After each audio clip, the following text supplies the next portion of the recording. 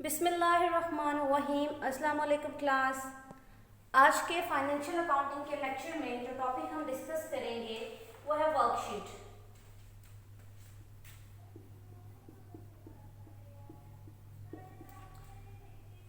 Worksheet को अगर define करने से पहले अगर हम ये देखें कि अकाउंटेंट पूरा साल क्या करते हैं, हमने कहा अकाउंटेंट का क्या काम होता है। वो ट्रांजैक्शन रिकॉर्ड करते हैं, पोस्ट करते हैं, जर्नल में रिकॉर्ड करते हैं, जर्नल से ट्रांजैक्शन को उठाते हैं और लेजर में पोस्ट कर रहे होते हैं। पूरा साल वो ये फंक्शंस परफॉर्म कर रहे होते हैं, डिफरेंट एक्टिविटीज परफॉर्म कर रहे होते हैं। और जब साल खत्म होता है तो वो क्या करते हैं, वो फाइनेंशियल स्टेटमेंट प्रिपेयर करते हैं, ट्रेडिंग अकाउंट बनाते हैं, प्रॉफिट एंड लॉस अकाउंट बनाते हैं, बैलेंस शीट प्रिपेयर करते हैं।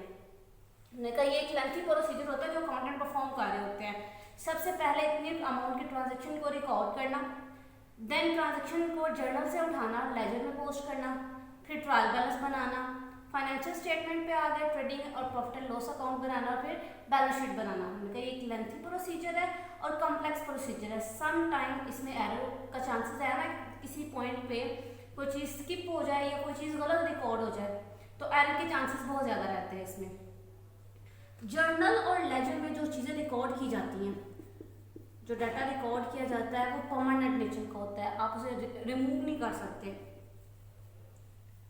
इन दोनों में जो डाटा रिकॉर्ड किया जाता है, अगर कोई एरर हो गई है, कोई ट्रांजैक्शन गलत रिकॉर्ड हो गई है जर्नल में, तो ये नहीं कि आप उसको वाइप आउट करो या उसको रेस करो और तो उसकी जगह पे नई ट्रांजैक्शन एंटर कर दो या करेक्ट ट्रांजैक्शन एंटर कर दो।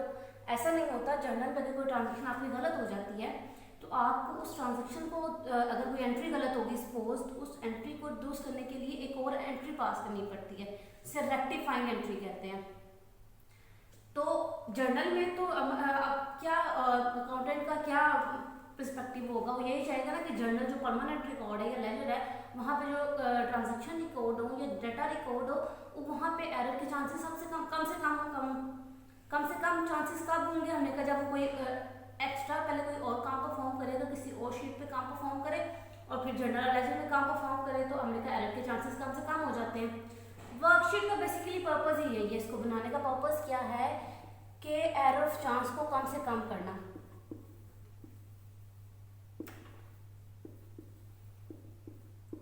उसको कम से कम करना, बेसिकली एरर ऑफ चांस को रिड्यूस करना। ये शीट की तरह होती है, कॉलम की फॉर्म में शीट बनाई जाती है।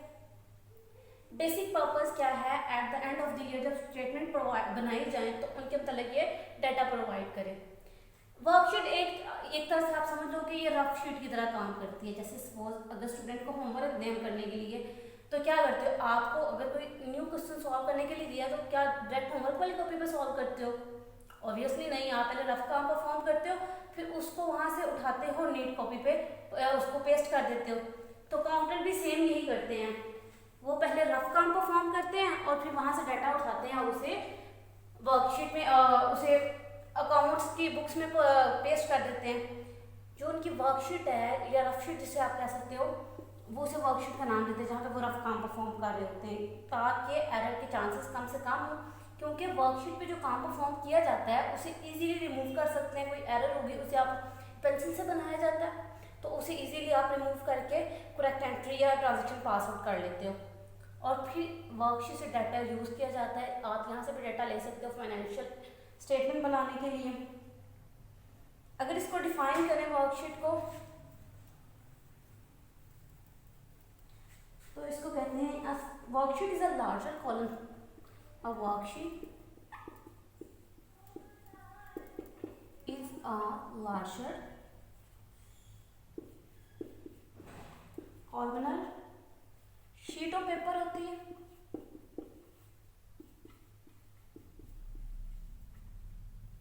designed to arrange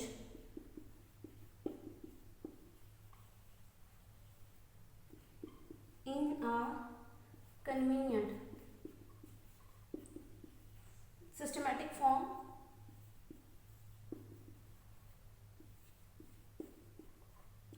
all the accounting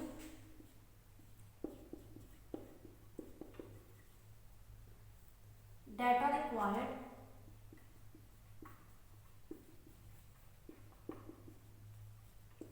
at the end of the period।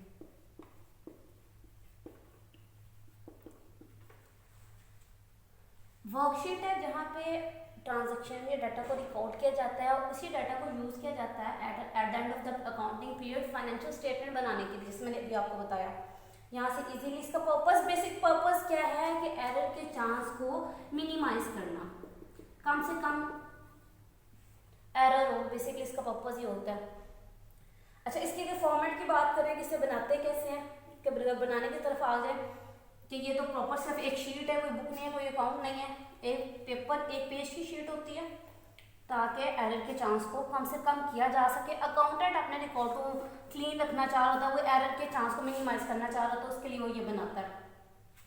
इसमें शीट के जो ये शीट के 5 कॉलम होते हैं बेसिकली। एक ट्रायल बैलेंस का कॉलम होता है, डेबिट एंड क्रेडिट दोनों बैलेंसेस के साथ।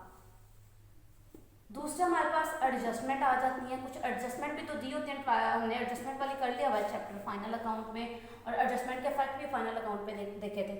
तो एडजस्टमेंट दी होती हैं कुछ, उनको रिकॉर्ड किया जाता है। एडजस्टेड ट्रायल बैलेंस का कॉलम होता है एक।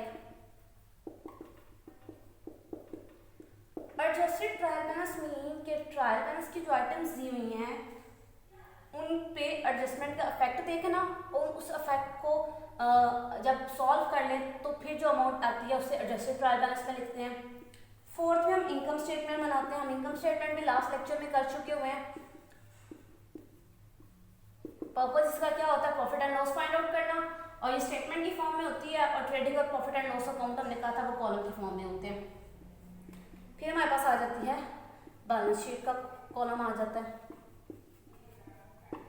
उसको डिस्कस करते हैं हम। अच्छा, क्वेश्चंस इसका प्रॉपर फॉर्मेट बनाने से पहले सबसे पहले जो एक तो ट्रायल बैलेंस में वही अमाउंट आती है जो आपको दी होती है। जो आपको अपना काम अपनी आसानी के लिए स्टूडेंट को करना चाहिए वो एडजस्टमेंट एंट्रीज पास करनी चाहिए। जो एडजस्टमेंट दी हुई हैं उसके एंट्रीज पास कर लें ताकि उसका फैक्ट शीट पे इजीली फिर हम उसको देख सकेंगे, सॉल्व करने में आसानी होगी। आप चाहें तो डायरेक्ट शीट पे भी आप एंट्रीज ना पास करो, शीट पे इफेक्ट देख लो, लेकिन हमने कहा वो टफ होता है देखना, उसका इफेक्ट लेके आना मुश्किल होता है। तो सबसे पहले हम एडजस्टिंग एंट्रीज पास करेंगे। हमें क्वेश्चन दिया हुआ है, एडजस्टमेंट दी हुई है। अच्छा जी, क्वेश्चन हमारे पास है, होप सो ये इलस्ट्रेशन दी है, हम करेंगे एक इलस्ट्रेशन करेंगे। उसने हमें बताया है कि सईद कंपनी ट्रेडिंग कंसर्न है, और ये ट्रायल बैलेंस उसने हमें दिया हुआ है। ट्रायल बैलेंस हमने बना सीख लिया हुआ है, होप सो आपको याद हो, रिमेंबर। और ट्रायल बैलेंस में उसने डेबिट बैलेंस भी दिए हुए हैं सब अकाउंट के, और क्रेडिट बैलेंस भी दिए हुए हैं, और नीचे उसने हमें कुछ एडजस्टमेंट दी हुई हैं। 8 एडजस्टमेंट हैं। सबसे पहले हर एडजस्टमेंट की हम एंट्री पास करते हैं और फिर एडजस्टमेंट को हम शीट पे इसका इफेक्ट देखेंगे। एंट्री पास करने का वही सिंपल जर्नल के फॉर्मेट में इसकी एंट्री पास कर देंगे। क्या काम पहले हमने परफॉर्म करना है, वर्कशीट का काम स्टार्ट करने से पहले एडजस्टमेंट एंट्रीज करनी है। या आप एक रफ पेज पे करते जाओ, क्योंकि हम फिर इसी का फैक्ट देखेंगे और इसी को यूज करेंगे, इसी डाटा को अपने शीट के अंदर। यहाँ पे रुपीज और रुपीज। पहली एंट्री,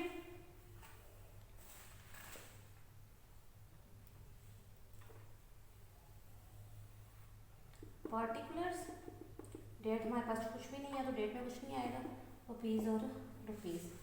पहले इसने बताया है कि merchandise inventory on 31 December 2005 was 40,000।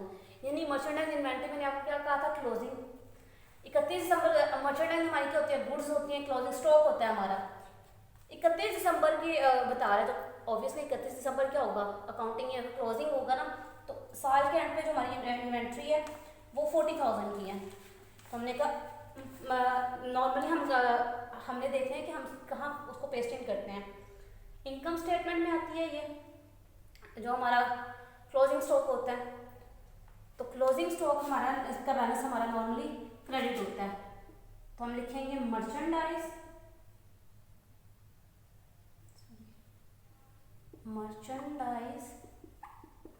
Closing inventory debit,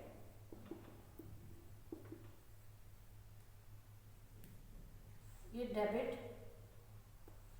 credit किसको करेंगे, कहाँ जाके ये पेस्ट होती है नॉर्मली इनकम स्टेटमेंट में, तो इनकम समरी को हम क्या कर देंगे, क्रेडिट कर देंगे। कितनी अमाउंट के साथ, 40,000 से डेबिट और 40,000 से क्रेडिट। हमने कहा ये एक एडजस्टमेंट एंट्री पास हो गई है, इसको 1 का नाम दे दें या आई का जो भी आप नाम देना चाह रहे हैं। सेकेंड उसने बताया है कि rent expired during the year. हमने प्रीपेड और एडवांस रेंट की बात कर ली थी। उसने क्या कुछ ट्रायल बैलेंस में उसने हमें प्रीपेड रेंट दिया हुआ है और उसने कहा है कि उस प्रीपेड रेंट में से 2800 का रेंट इस ईयर का था जो हमने यूज़ कर लिया है या जिसके अगेंस्ट हम वहाँ पे रह लिया, उसका किराया हो गया इस साल का। तो हम रेंटल मोस्टली हमारा क्या होता है एक्सपेंस। तो हमने कहा रेंट का जो एक्सपेंस होगा या एक्सपायर्ड कॉस्ट है वो हमारा नॉर्मली एक्सपेंस होता है rent expense debit.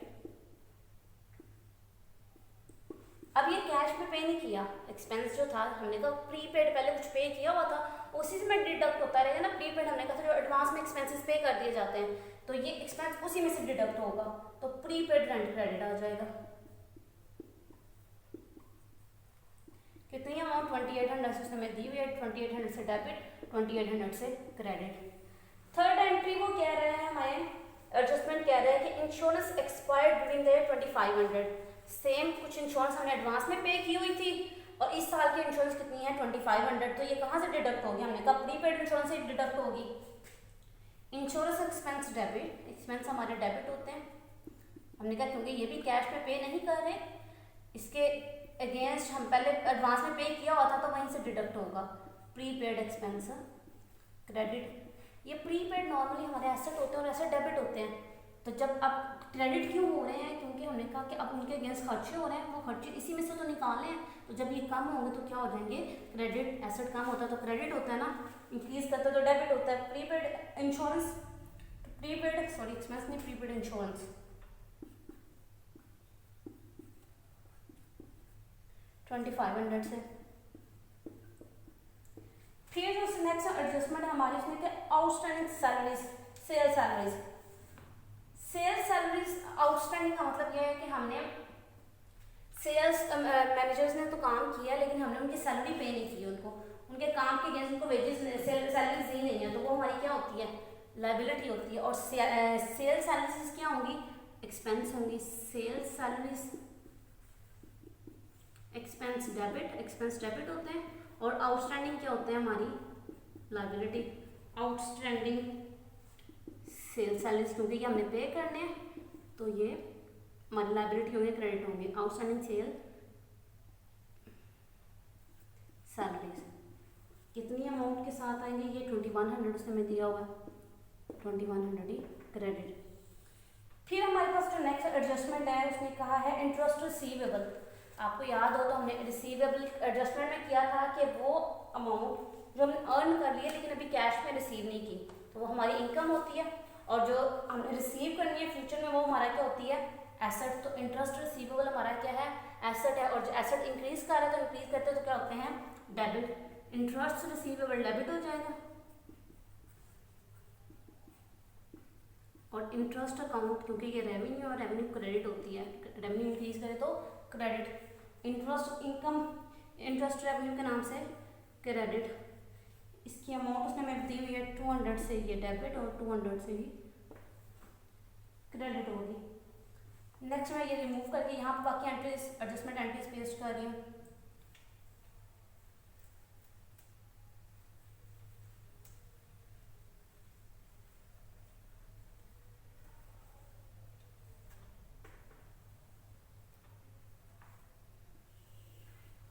Next adjustment उसने हमें कहा है stores supplies inventory on 31 December 2005 was 650। Store supplies की जो इन्वेंट्री थी, इन्वेंट्री नॉर्मली हमारा क्या होता है एसेट होता है। उसने कहा जो उसने ट्रायल बैलेंस हमें इन्वेंट्रीज दी हैं स्टोर सप्लाईज की वो 16050 हैं। उसने कहा साल के एंड पे वो कितनी रह रही हैं 650। इसका मतलब है कि 100 जो हैं 1000 जो हैं वो क्या होंगी कंज्यूम हो चुकी हुई है ना, वो हमारा एक्सपेंस होगा। स्टोर्स सप्लाईज एक्सपेंस डेबिट और स्टोर सप्लाईज हमारा क्या होता है एसेट। एसेट कम हुआ है तो क्या होगा क्रेडिट हो जाएगा स्टोर सप्लाईज क्रेडिट। कितनी अमाउंट के साथ हमने कहा जो डिफरेंस आएगा, डिफरेंस कितना आया है 1000 का क्योंकि ट्रायल बैलेंस में 1650 है और जितनी साल के एंड में बची है वो 650 है। जो बाकी रिमेनिंग जो डिफरेंस आ रहा है वही एक्सपेंसेस साल वो कंज्यूम हो गई हुई है। नेक्स्ट एडजस्टमेंट उसने उसने कहा है कि डेप्रिसिएट हुई है फर्नीचर एंड फिक्सचर 10% से और ऑफिस इक्विपमेंट 20% से। हम डेप्रिसिएशन पहले डिस्कस कर चुके हुए हैं। डेप्रिसिएशन एक्सपेंस डेबिट होता है क्योंकि हमारा एक्सपेंस होता है। डेप्रिसिएशन एक्सपेंस डेबिट किसका है? ये फर्नीचर एंड फिक्सचर का। आप आगे लिख दो। क्रेडिट वो यहाँ पे कर रहा है क्योंकि उसने ट्रायल बैलेंस में एक्यूमुलेटेड डेप्रिसिएशन यूज किया, तो हम उसी को क्रेडिट करेंगे। एक्यूमुलेटेड डेप्रिसिएशन नॉर्मली ये होती है कि पिछले सारे सालों की डेप्रिसिएशन उनको ऐड अप करते जाते हैं, तो उसे क्यूमुलेटेड डेप्रिसिएशन कहते हैं। Accumulated depreciation credit furniture and fixture. कितनी अमाउंट के साथ? फर्नीचर की अमाउंट उसने में दी हुई है 13,500, उसका 10% हमने लिया, मल्टीप्लाई किया, जब वो हमने हमारा 1350 आ गया। ये हम लास्ट लेक्चर्स में लेना सीख चुके हुए हैं, तो इसलिए मैं इसको डेप्थ में नहीं जा रही। और फिर इक्विपमेंट की भी लेनी है। डेप्रिसिएशन ऑफ एक्सपेंस इक्विपमेंट पे डेबिट और एक्यूमुलेटेड डेप्रिसिएशन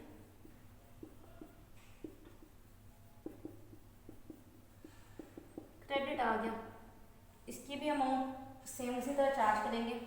ये है कि 2340 20% ले लेंगे इक्विपमेंट का, वैल्यू बैलेंस शीट में दी हुई है इक्विपमेंट की, उसका 20% ले लेंगे। नेक्स्ट उसने लास्ट हमारे कहा है राइट ऑफ अनकलेक्टेबल एज ₹600। उसने अनकलेक्टेबल लास्ट टाइम हमने बैड डेट्स डिस्कस किए थे, हमने कहा वो कर्जा जो हमें नहीं मिलना होता, उनका दूसरा एक और नाम भी अनकलेक्टेबल्स।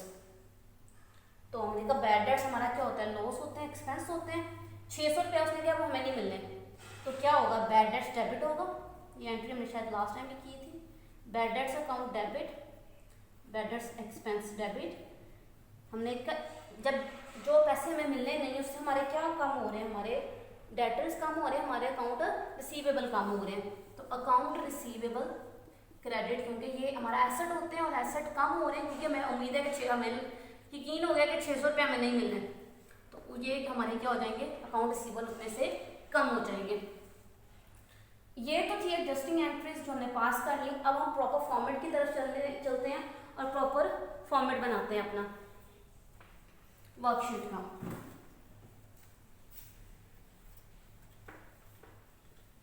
और इन सारी एंट्रीज को भी वहां पे पेस्ट करेंगे, ट्रायल बैलेंस का डेटा को भी पेस्ट करेंगे, इनकम स्टेटमेंट और बैलेंस शीट वगैरह को भी वो सारा पेस्ट इन करेंगे।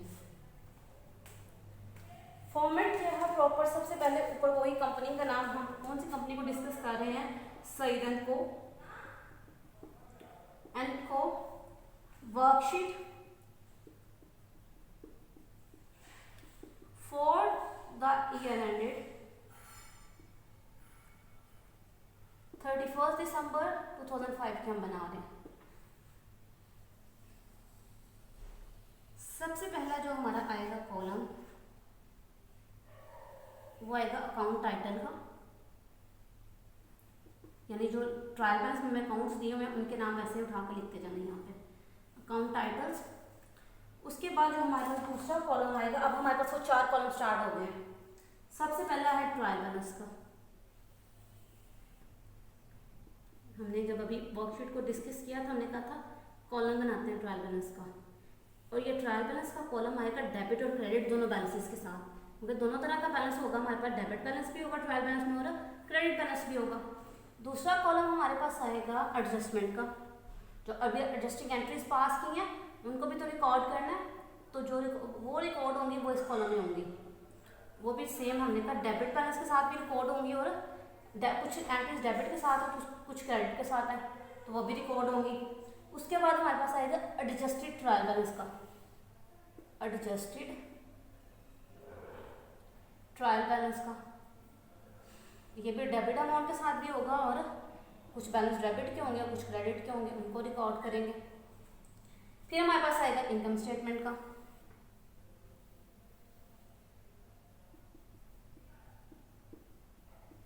वो भी रिकॉर्ड करेंगे।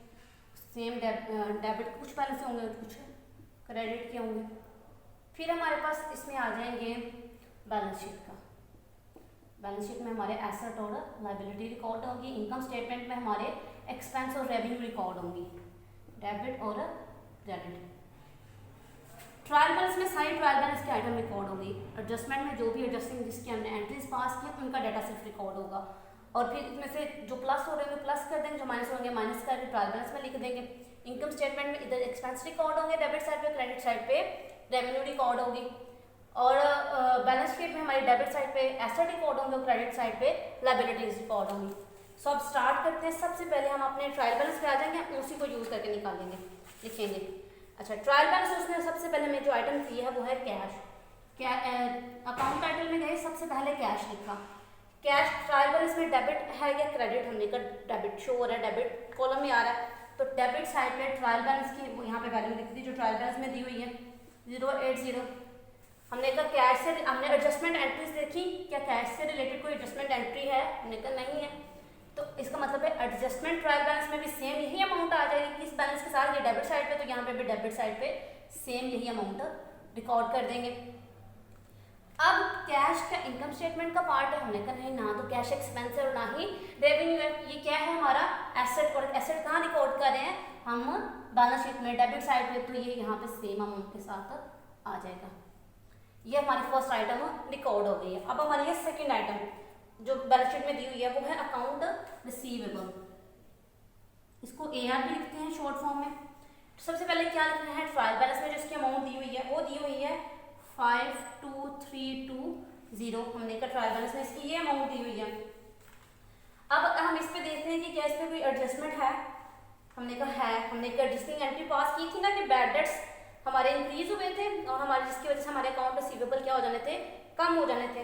अकाउंट रिसीवेबल वहाँ पे क्या हो रहे हैं, एडजस्टमेंट एंट्री में क्रेडिट हो रहे हैं, जो हमने लास्ट एंट्री पास की थी मैंने आपको कहा था नोट कर लें, वहाँ क्रेडिट हो रहे थे, तो एडजस्टमेंट में इसके सेम सामने, क्योंकि वहाँ पे अकाउंट रिसीवेबल क्रेडिट हो रहे हैं कितनी अमाउंट के साथ, 600 के साथ। अब क्या करना है, हमने अपनी जो एंट्री में अमाउंट आ गई थी वो लिख दी, अकाउंट रिसीवेबल से रिलेटेड थी। अच्छा, अब एडजस्टेड ट्रायल बैलेंस में क्या करना है, हमने कहा ये डेबिट है और ये क्रेडिट है, ये सेम वही प्लस माइनस वाला हिसाब होगा, जैसे प्लस माइनस माइनस, इसी तरह डेबिट क्रेडिट माइनस होते हैं, डेबिट डेबिट ऐड होते हैं, क्रेडिट क्रेडिट ऐड होते हैं। अगर दो वैल्यूज क्रेडिट की है तो वो ऐड होंगी, दो वैल्यू डेबिट की है तो वो भी ऐड होंगी, लेकिन अगर एक वैल्यू डेबिट की है और दूसरी क्रेडिट की है तो फिर वो माइनस होंगी। फिर 52,320 में से आपने 600 माइनस कर देना, हमने कहा जब 600 माइनस किया तो ये आ गया 51,720। अब अकाउंट रिसीवेबल ना तो हमारा एक्सपेंस है ना ही रेवेन्यू है, इसका मतलब इनकम स्टेटमेंट का पार्ट नहीं है, किसका पार्ट है, बैलेंस शीट का, क्योंकि हमारा एसेट है। अब आप सेम यही अमाउंट उठाओगे एडजस्टेड ट्रायल बैलेंस वाली और उसे यहाँ पे पेस्ट इन कर दोगे। अब नेक्स्ट फिगर उठाएंगे, नेक्स्ट जो उसने हमें दिया हुआ है ट्रायल बैलेंस में जो अमाउंट उसने हमें दी है वो है हमारे पास नोट्स रिसीवेबल। नोट रिसीवेबल भी हमारा एसेट होते हैं। अच्छा, उसने 24,000 की इसकी वैल्यू की अमाउंट दी हुई है। अब हमने देखना ट्रायल बैलेंस वाली अमाउंट लिख दी, अब हमने देखना है कोई इससे रिलेटेड एडजस्टमेंट है, कोई एडजस्टमेंट नहीं है, तो एडजस्टमेंट का कॉलम खाली आएगा, एडजस्टेड ट्रायल बैलेंस में सेम अमाउंट आ जाएगी और यही सेम अमाउंट उठा के हम बैलेंस शीट में, क्योंकि ये एसेट है तो एसेट के कॉलम इसको लिख दिया। फिर नेक्स्ट आइटम पे हम गए, नेक्स्ट आइटम हमारे पास उसने कहा है मर्चेंडाइज इन्वेंट्री। इन्वेंट्री यानी ओपनिंग इन्वेंट्री, फर्स्ट 2005 को ओपनिंग इन्वेंट्री ट्रायल बैलेंस में हमारे पास आ गया 31,650। अब हम देखते हैं कि इससे रिलेटेड कोई एडजस्टमेंट है, एडजस्टिंग एंट्रीज में देखेंगे, वहां से पता चलेगा एडजस्टमेंट है कि नहीं है।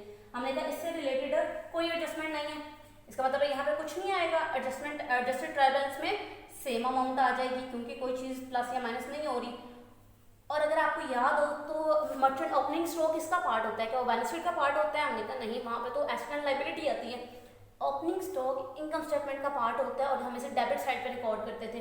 जब अगर ट्रेडिंग या प्रॉफिट एंड लॉस अकाउंट याद हो, ट्रेडिंग अकाउंट क्या होता है, डेबिट साइड पे आया था ना रिकॉर्ड। इनकम स्टेटमेंट में ट्रेडिंग और प्रॉफिट एंड लॉस दोनों शामिल है, तो ये सिंपली इसकी डेबिट साइड पे इसको रिकॉर्ड कर देंगे 31,650। नेक्स्ट आइटम उसमें जो हमें दी हुई है वो है प्रीपेड इंश्योरेंस। ये सारे हम ट्रायल बैलेंस से उठा रहे हैं। प्रीपेड इंश्योरेंस जो ट्रायल बैलेंस में है वो है 4,800। अब हमने एडजस्टमेंट पे गए, इसमें एडजस्टमेंट मौजूद थी, हमने कहा हमारे प्रीपेड इंश्योरेंस हमारी क्रेडिट हो गई है कितनी अमाउंट के साथ, 2800 के साथ। तो ये एडजस्टमेंट में प्रीपेड इंश्योरेंस क्या हो रही है, क्रेडिट, तो क्रेडिट साइड पे इसके सामने 2800 लिख दिया। डेबिट क्रेडिट माइनस 4800 में से हमने कहा जब 2800 हमने माइनस किया, 2800 से 2500 है हमारे पास इंश्योरेंस की जो है, सॉरी इंश्योरेंस की 2500 है हमारे पास। जब ये माइनस किया उसमें से इसको, तो हमारे पास जो अमाउंट आई है वो है 2300, वो यहाँ पे आ गई, क्योंकि डेबिट क्रेडिट माइनस 2300 यहाँ पे आ गई। डेबिट साइड बढ़ी थी तो डेबिट साइड पे आ गया, अगर क्रेडिट साइड बढ़ी होती तो क्रेडिट साइड पे चला जाता है। अच्छा, प्रीपेड इंश्योरेंस हमारा क्या होता है, आपको याद हो तो हमने जब फाइनल अकाउंट किया था तो हमने कहा था प्रीपेड इंश्योरेंस क्या होता है हमारा एसेट। तो ये ना तो इनकम स्टेटमेंट में रिकॉर्ड होगा, ये बैलेंस शीट की डेबिट साइड पे रिकॉर्ड होगा, क्योंकि ये हमारा एसेट होते हैं। नेक्स्ट एलिमेंट जो उसमें हमें दिया हुआ है वो है प्रीपेड रेंट। प्रीपेड रेंट की जो अमाउंट है हमारे पास वो है 4395, डेबिट कॉलम है। सेम हमने कहा जैसे प्रीपेड इंश्योरेंस पे एडजस्टमेंट थी, इस पे भी एडजस्टमेंट है। प्रीपेड रेंट हमारा क्रेडिट हो रहा है, कितनी अमाउंट के साथ क्रेडिट हो रहा है, 2800 के साथ। एडजस्टमेंट में क्रेडिट साइड पे 2800, डेबिट क्रेडिट माइनस, जब हमने इसको माइनस किया तो हमारे पास जो अमाउंट आई है 1595। जैसे प्रीपेड इंश्योरेंस हमारी एसेट था, प्रीपेड रेंट भी हमारा एसेट है, और ये एसेट साइड पे 1595 के साथ इसको रिकॉर्ड कर देंगे। नेक्स्ट आइटम जो हमें दी हुई है वो है store supplies.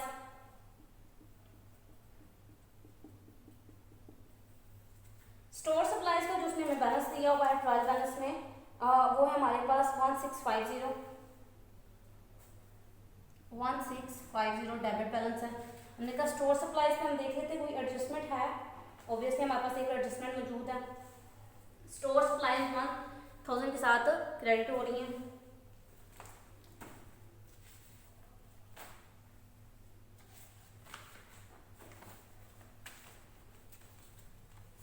Okay, store supplies जिसमें हमारे पास हो रही हैं 1000 के साथ एडजस्टमेंट में क्रेडिट हो रही हैं, तो हमने 1000 एडजस्टमेंट साइड पे लिखा, दोनों का डिफरेंस लिया 650, और स्टोर सप्लाईज हमने कहा था हमारा क्या होते हैं एसेट, तो इसको एसेट साइड पे 650 को रिकॉर्ड कर दिया। नेक्स्ट जो हमारे पास आ रहा है वो है फर्नीचर एंड फिक्सचर। अब मैं बहुत स्पीड से कराऊंगी, अब आपको मतलब समझ आ गई ना कि इसको कैसे रिकॉर्ड करना है। सारी इधर साइड ट्रायल बैलेंस वाली लिखनी है, इधर एडजस्टमेंट वाली जो भी आएंगे वो डिफरेंस लेके, अगर डिफरेंस लेने के बाद एक मरतबा एडजस्टेड ट्रायल बैलेंस में इसको पेस्ट इन करना है। जो इनकम की आइटम होगी वो इनकम स्टेटमेंट में, और जो बैलेंस शीट की होगी इसको बैलेंस शीट स्टेटमेंट में आपने लिखने जाना। अब मैं सिर्फ लिख रही हूँ क्योंकि एक एग्जाम्पल है, तो आप बुक से देखोगे आपको समझ आ जाएगी। इतना टाइम बिल्कुल नहीं है कि हम एक एक आइटम को करें। सिंपली आप फर्नीचर एंड फिक्सचर की जो उसमें वैल्यू दी हुई है वो 13500 है। ओके, इस पे कोई एडजस्टमेंट नहीं है फर्नीचर एंड फिक्सचर, वो सिर्फ डेप्रिसिएशन की थी, तो ये 13500 आ गया। हमका हमारा एसेट होता है ये, तो एसेट साइड इसको रिकॉर्ड कर दिया। देन जो हमारे पास नेक्स्ट आइटम है वो है क्यूमुलेटेड डेप्रिसिएशन। किसकी, फर्नीचर एंड फिक्सचर की। उसका जो बैलेंस शो हो रहा है वो क्रेडिट बैलेंस शो हो रहा है 3000 से। 3000 का क्रेडिट बैलेंस हमारे पास शो हो रहा है, और इस पर हमारे पास एडजस्टमेंट भी थी, credit side accumulated depreciation credit हो रही थी 1350 से। हमने कहा क्रेडिट क्या हो जाएंगे, ऐड हो जाएंगे। जब इसको ऐड किया तो हमारे पास आ गया 4350, और ये क्रेडिट साइड पे आ गया ट्रायल बैलेंस के, एडजस्टेड ट्रायल बैलेंस के, क्रेडिट ऐड और बैलेंस भी क्या आएगा क्रेडिट। और ये हमारी क्या होते हैं, ये एक्यूमुलेटेड डेप्रिसिएशन हमारी लायबिलिटी होते हैं। हमने इसको मैंने अभी आपको आगे बता दिया था, तो ये लायबिलिटी साइड पे इसको रिकॉर्ड कर दिया। फिर हमारे पास आ गया ऑफिस इक्विपमेंट।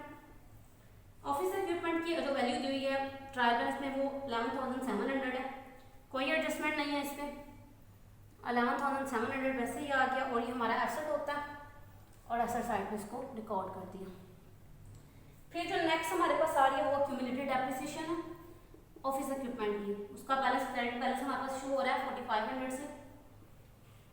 एडजस्टमेंट थी और 2340 से क्रेडिट थी, क्रेडिट ऐड होते हैं। एडजस्टेड ट्रायल बैलेंस में जब इसको ऐड किया तो हमारे पास जो वैल्यू आई है 6840, और इसको लायबिलिटी साइड पे रिकॉर्ड कर दिया। फिर नेक्स्ट आइटम ट्रायल बैलेंस की उठाई वो हमारे पास है अकाउंट पेएबल। अकाउंट पेएबल का क्रेडिट बैलेंस आ रहा है ट्रायल बैलेंस में 28,600। कोई एडजस्टमेंट नहीं है इसकी। एडजस्टेड ट्रायल बैलेंस में क्रेडिट साइड पे आ गई क्योंकि इसका बैलेंस क्रेडिट शो हो रहा है और ये लाइबिलिटी होते हैं हमारे, और लाइबिलिटी साइड इसको रिकॉर्ड कर दिया। नेक्स्ट बाकी आइटम उठाएंगे वन बाय वन, उनको रिकॉर्ड करते जाएंगे। अब मैं इसको रिमूव कर रही हूँ, आप ये इससे नीचे ही इसको करोगे काम अपना, ये ऊपर लिखी रहेंगी, आप इन सबको नीचे ही काम स्टार्ट कर दोगे।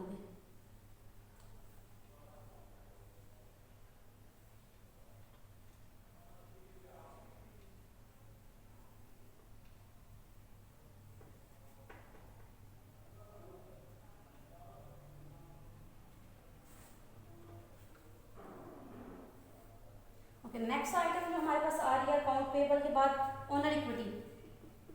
ओनर इक्विटी का 96,000 क्रेडिट बैलेंस आ रहा है बैलेंस शीट में, कोई एडजस्टमेंट नहीं है। 96,000 एडजस्टेड ट्रायल बैलेंस में क्रेडिट, और ये हमारी क्या होती है लायबिलिटी होती है, तो क्रेडिट साइड पे 96,000 हमने पेस्ट इन कर दिया। उसके बाद आ रही है हमारे पास ड्राइंग्स आ रही है। ड्राइंग्स का बैलेंस डेबिट होता है, डेबिट साइड पे आ गया, कोई एडजस्टमेंट नहीं है एडजस्टेड ट्रायल बैलेंस में डेबिट साइड पे। और इसे हम अपने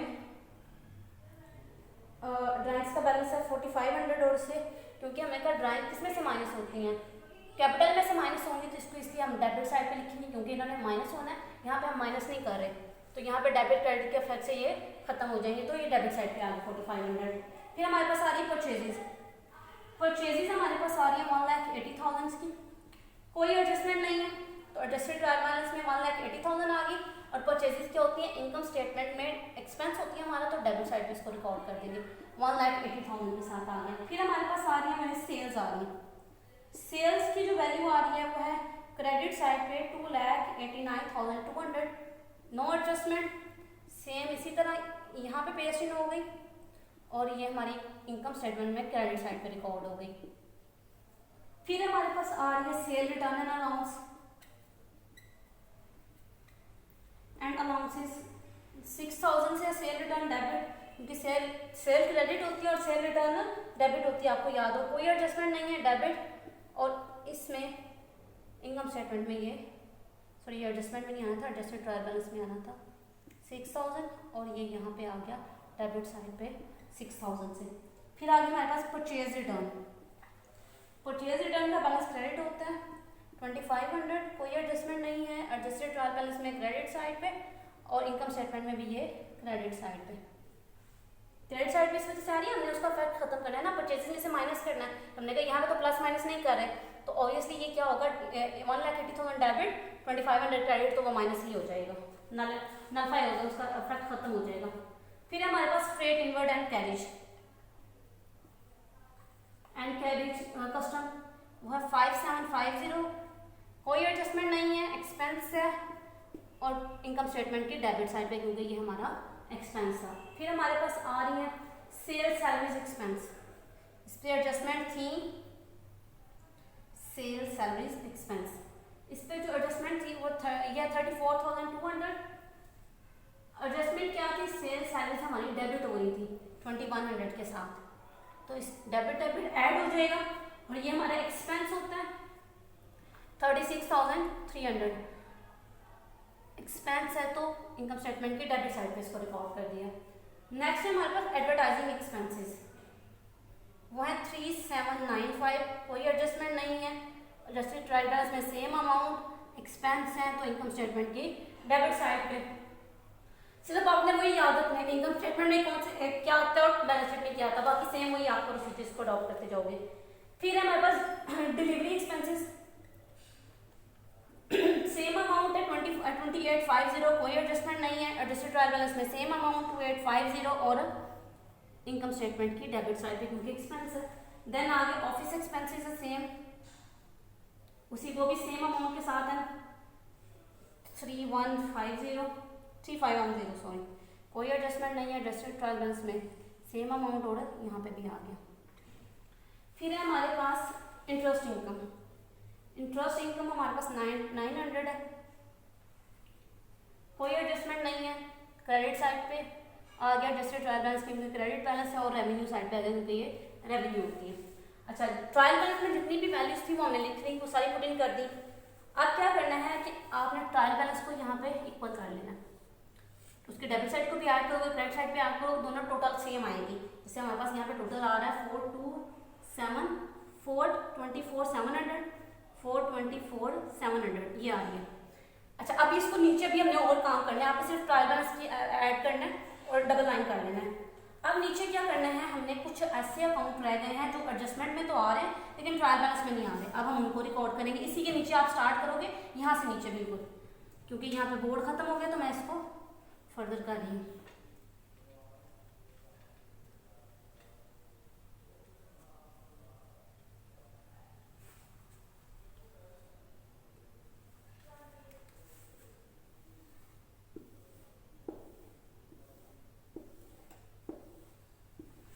वो कैसे पता चलेगा कौन से रह गए? आप अपने एडजस्टमेंट में जाओगे, वहां पे देखोगे कौन सा अकाउंट हमने रिकॉर्ड कर लिया और कौन सा नहीं किया। जो नहीं किया अब उनको नीचे यहाँ पे अकाउंट टाइटल लिखते जाओ और उनको हम लिखते जाते हैं उनकी वैल्यूज। रेंट एक्सपेंस हमने नहीं लिखा, वो उधर लिखा हुआ है, हमारे एडजस्टमेंट में है लेकिन ट्रायल बैलेंस में नहीं है, तो ट्रायल बैलेंस में नहीं आएगा, सिर्फ एडजस्टमेंट में उसका बैलेंस डेबिट था तो वो डेबिट साइड पे आ गया। और ये हमने कहा कि एडजस्टेड ट्रायल बैलेंस में भी डेबिट्स, और क्योंकि ये हमारा एक्सपेंस होता है तो एक्सपेंस पे रिकॉर्ड कर दिया। फिर जो हमारे पास अमाउंट थी वो इंश्योरेंस एक्सपेंस थी, इंश्योरेंस एक्सपेंस भी ट्रायल बैलेंस में नहीं, तो ट्रायल बैलेंस में ये वो वैल्यूज जो ट्रायल बैलेंस में नहीं थी लेकिन एडजस्टमेंट में थी, तो ट्रायल बैलेंस में कुछ भी नहीं आएगा, हम सिर्फ एडजस्टमेंट में लिखेंगे, एडजस्टेड ट्रायल बैलेंस में लिखेंगे और इनकम या बैलेंस शीट जहाँ पे भी वो आ रही होगी वहाँ पे उसको लिख देंगे। फिर हमारे पास 2500 से ये भी 25 डेबिट और एक्सपेंस है डेबिट होते जाएंगे। आउटस्टैंडिंग सेल्स सैलरीज ये क्रेडिट हो रहा है एडजस्टमेंट में हमारे पास, और ये क्रेडिट साइड पे आ गया। और ये हमारी क्या होती है, आउटस्टैंडिंग सैलरीज। आपको याद हो मैंने बताया था हमारी लाइबिलिटी होती है क्योंकि अकाउंटिंग ऑर्गेनाइजेशन ने पे करना होता है। इंटरेस्ट रिसीवेबल डेबिट आ रहा है एडजस्टमेंट में 200 के साथ, एडजस्टेड ट्रायल बैलेंस डेबिट, और जो इनकम हमने रिसीव करनी होती है फ्यूचर में हमारा क्या होता है, एसेट होता है। फिर आता है store supplies expenses, supplies expenses adjustment में डेबिट 1000 के साथ, जैसे ट्रायल बैलेंस और ये हमारा एक्सपेंस होते हैं, एक्सपेंस साइड पे आ गया। फिर आ गया डेप्रिसिएशन एक्सपेंस, डेबिट होते हैं 1350, एडजस्टेड ट्रायल बैलेंस में भी सेम आ गई 1350, और एक्सपेंस है तो एक्सपेंस कहाँ हो रहा है, इनकम स्टेटमेंट के डेबिट साइड पे। फिर है हमारे पास डेप्रिसिएशन एक्सपेंस इक्विपमेंट के सेम जैसे उसका था 2350 और यहाँ पर 2350। बैड डेट्स एक्सपेंस 600 एक्सपेंस है, ये भी 600 और ये एडजस्टेड 600। फिर आ गया मर्च क्लोजिंग स्टॉक आ गया, मर्चेंडाइज क्लोजिंग स्टॉक क्या बैलेंस उसका आ रहा था हमारे पास, डेबिट बैलेंस आ रहा था 40,000, एडजस्टेड ट्रायल बैलेंस में भी 40,000, और ये हमारे ट्रेडिंग अकाउंट में सॉरी ये ट्रेडिंग अकाउंट में नहीं आता, ये किसका पार्ट होता है, बैलेंस शीट का हमारी एसेट साइड पे आता है, तो प्रॉफिट एंड उधर आ गया, इसको रिकॉर्ड कर दिया। अब सारी एंट्रीज हमने लिख ली है, एडजस्टमेंट वाली भी लिख ली है और ट्रायल बैलेंस वाली भी लिख ली। अब इन सबको आपने ऐड करना है। ट्रायल बैलेंस को हम पहले ऐड कर चुके हुए हैं, एडजस्टेड ट्रायल बैलेंस के डेबिट कॉलम को भी ऐड करेंगे, क्रेडिट कॉलम को भी ऐड करेंगे, दोनों साइड इक्वल आएंगे। ये है 52890 और 52890। फिर हम ऐड करेंगे ये एडजस्टमेंट को, सॉरी ऐड किया, एडजस्टमेंट के बाद हम एडजस्टेड ट्रायल बैलेंस को ऐड करेंगे। एडजस्टेड ट्रायल बैलेंस में सॉरी एडजस्टेड ट्रायल बैलेंस में 40,000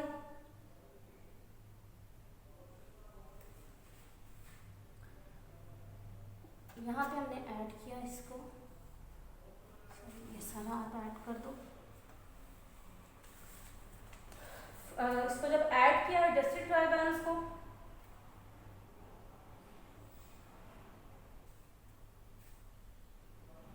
तो ये जब इसको टोटल करोगे आप तो ये हमारे पास टोटल आ रहा है 470,690,470,690। और एडजस्टेड ट्रायल बैलेंस में हमारा क्लोजिंग स्टॉक ऐड नहीं था, तो एडजस्टेड ट्रायल बैलेंस में हम अपना क्लोजिंग स्टॉक को ऐड करेंगे और उसको क्रेडिट साइड पे इसको रिकॉर्ड कर देंगे।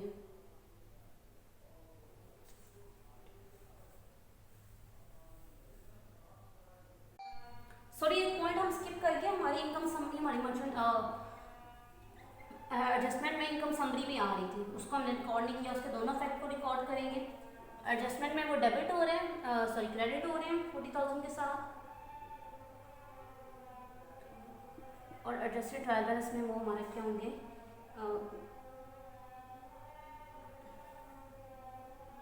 एडजस्टमेंट में 40,000 और एडजस्टेड ट्रायल बैलेंस में भी सेम 40,000 आ जाएगा। एडजस्टमेंट में 40,000 आ गया था और ये सेम उधर आ जाएगा।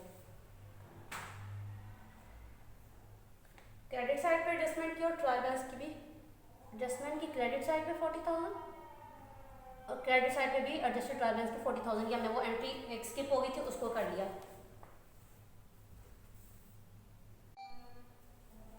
इनकम स्टेटमेंट की ओके, एडजस्टेड ट्रायल बैलेंस भी हमने ऐड कर लिया, उसको भी दोनों साइड पे सेम वैल्यूज आएगी, डेबिट क्रेडिट बैलेंस बराबर आएगा।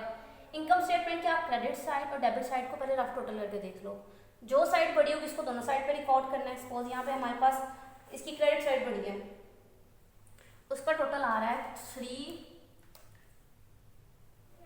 ये आप यहाँ से थोड़ा सा नीचे करोगे, 32332800, दोनों साइड में इसको रिकॉर्ड किया हमने। क्रेडिट साइड बड़ी है तो क्रेडिट साइड में से डेबिट साइड वाली सारी वैल्यूज माइनस कर दी, जब माइनस किया तो हमारे पास बचा 49355। हमने कहा डेबिट क्रेडिट साइड बड़ी होने का मतलब ये है कि हमारी रेवेन्यू ज्यादा है, हमारे एक्सपेंसेस कम है, तो ये वाली अमाउंट क्या होगी, हमारा प्रॉफिट होगी। एसेट साइड टोटल ऐड करोगे 187245 जब सैलरी ऐड की, और जो हमने कहा रेवेन्यू क्या होती है, जो प्रॉफिट होता है वो ऐड करते हैं, इसकी